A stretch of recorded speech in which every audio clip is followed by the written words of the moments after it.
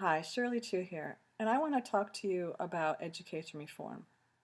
And the three areas I want to cover today are standardized testing, teacher evaluation, and core curriculum across the United States. So to begin with, let's talk about standardized testing. So the United States competes in the PISA, which is a program for international students assessment. Its inception is from 2000, and which the United States has taken part in. It is done every 3 years for students at the age of 15, covering contents areas of math, science, and reading. It tests the ability of students' acquired knowledge and skills to real-life experiences or real-life context. Now, ranking 25 overall is great out of 65 nations that compete. On the individual sections of the test, we ranked 36 in math, 28 in science, and 24 in reading, which is still not bad. But according to Jack Buckley, who is the Commissioner of National Center for Education Statistics, he says that we haven't changed in our score since 2003. We've kind of on a base. And Mark Tucker, head of Center for the Education and the Economy, says that we're studying these higher level countries that are making the grade at the top. For the past 25 years we've looked at them, and they would be the province of Shanghai, the Republic of Korea, and Japan. And we're finding that they're non-tradition bound, which means that they look at their programs and decide what works for them, what doesn't work for them. And then they seek to provide more resources for the harder to educate kids than the easier ones. But not by just providing more teachers, but providing better teachers. So that makes a difference in their educational programs. Now, let's also take a look at what Harvard professor Jan Rivkin has to say. He says that we haven't changed our reading since 2009. Our reading scores have stayed the same on this test. But the problem isn't that we're standing still. The problem is that the other runners are running faster. And while some of these nations are surpassing us, others are closing the gap. So we need to take a look at what we can do to change what's going on in these standardized testings so that we can raise our levels or our rankings. And just to mention, within the United States, only 3 states gave their assessments to this latest PISA assessment. And they were Massachusetts, Connecticut, and Florida.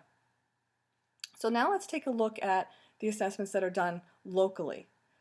I live in the state of Connecticut. And Connecticut has what they call the Connecticut Masteries Test.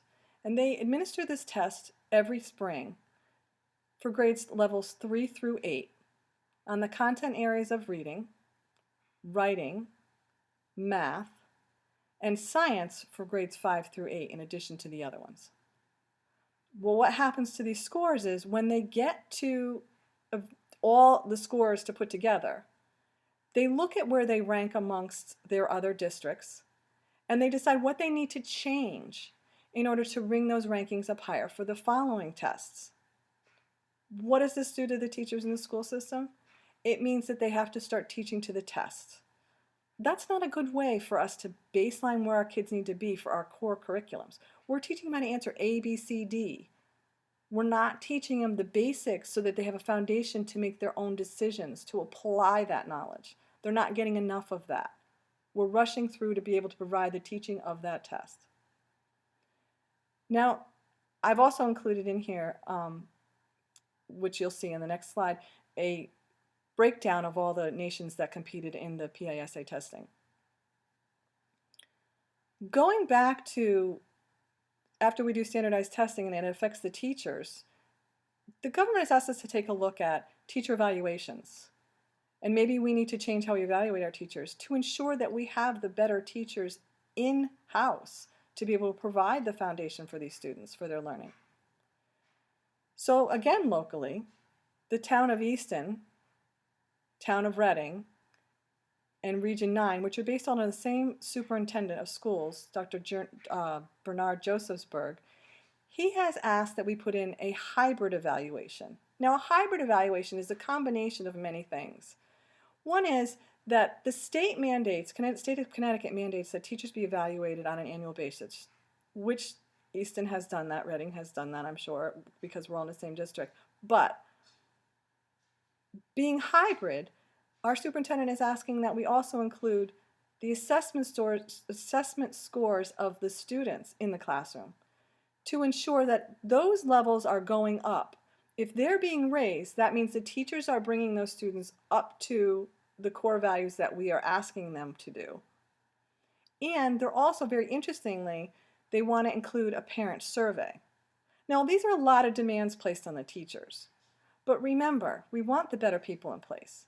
These teachers also have to ensure that they're teaching not only just the goals and objectives of every lesson across the board to the classroom in one way, they have to teach to every student at every level. And in our administrative groupings that we do here in Easton, our administrative staff makes sure that they have made modifications to reach those students at those levels. So here I've also included what we need to get to the next point, is why we need a core set of values. We're evaluating our students on global assessments, local assessments, teacher evaluations, but we're not doing it as a nation as a whole. So how are our students going to compete globally if our nation doesn't have a set of values, core values, set for them all together? They need to be on the same playing field. The United States Constitution does not allow the government to mandate what we should or should not do in our education curriculum. Our government is offering to build a foundation, a core set of values, a core curriculum that our states can put in place. President Obama has introduced it. In 2010, there were pilot programs running in different areas. And in one school, one teacher said what they used to complete in a whole class period was maybe a whole section of a book, where today they're only being able to get one paragraph. But regardless of that, asking each state whether they want to be involved or not, 46 states in the beginning said that they would follow suit.